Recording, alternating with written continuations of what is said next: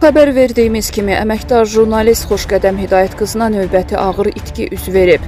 Xoşqədəm Hidayət qızının atası Hidayət Baxşəliyev 7 iyun tarixində səhər saatlarında dünyasını dəyişib.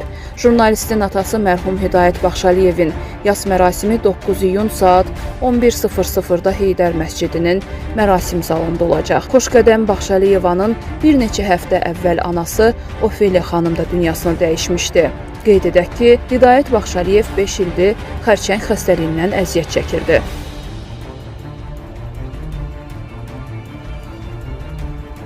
Birinci övladım qız oldu. Sən demə, böyrək çatışmazlığım var imiş və mənə uşaq dünyaya gətirmək olmazmış. Həkimlər övladım bətnimdə 6 aylıq olanda dedilər ki, gəl çıxaraq.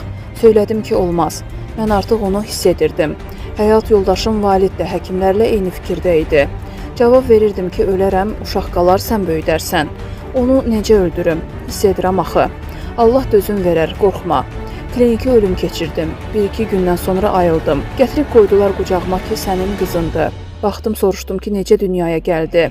7 ildən sonra oğlum da oldu. Risk etdim, müalicə aldım. Qətiyyən problem olmadı. Heç elə bir xəstəliyim yox idi. Ayağı yüngül oldu. Bu sözləri xalq artisti Ofeliya Senani həftənin qonağı verilişində danışıb. O, mərhum həyat yoldaşı, senarist Valid Senani və övladlarından söz açıb. Ofeliya Senani bildirib ki, həyat yoldaşı qızı Lalənin onkoloji xəstəliyinə dözməyib və vəfat edib. Oğlum Moskvada 5 il oxudu. Həmin illəri Moskvanın bütün təyyarələrində gəzirdim. Həftədə bir dəfə xörəklər bişirib aparırdım. Təkcə onun üçün yox, oradakı tələbə uşaqlar üçün də aparırdım.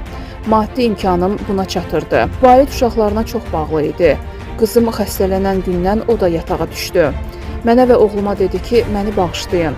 Soruşdum ki, sənə nə olub? Dedi ki, məndən əlini üz. Cavab verdim ki, nə danışırsan? Mən anayam, mən uzanmalıyam qızımın yanında, sən yox.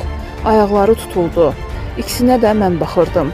Özlərinin yanında ağlamırdım, özümü ələ alırdım.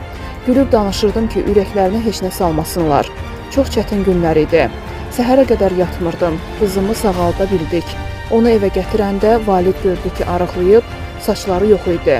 Ləçək bağlamışdım başına. Ondan sonra Valid ayağa qalxmadı. 2011-ci ildə vəfat etdi. Kişilər çox zəif, iradəsiz, qorxacaqdılar. Deyirdim, qorxma, Allaha dua et. Lalə ayağa durmamış getdi.